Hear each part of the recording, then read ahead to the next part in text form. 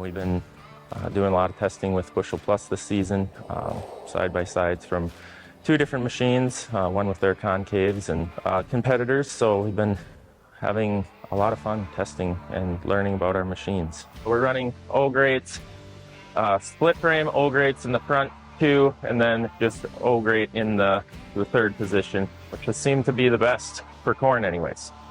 All the crops we've dropped pans behind both machines. We've seen definitely less losses behind the combines, whether that's the ground up FM, which results in yield loss. I mean, it's a kernel that should have been in the tank in a whole piece, or whether just loose grain. We've seen kind of all over the board, anywhere from half a bushel better to 2 bushel better. We've dropped a lot of pans and we've seen a lot of results, so we can confidently say we've seen less loss behind the combine with the Bushel Plus Concaves.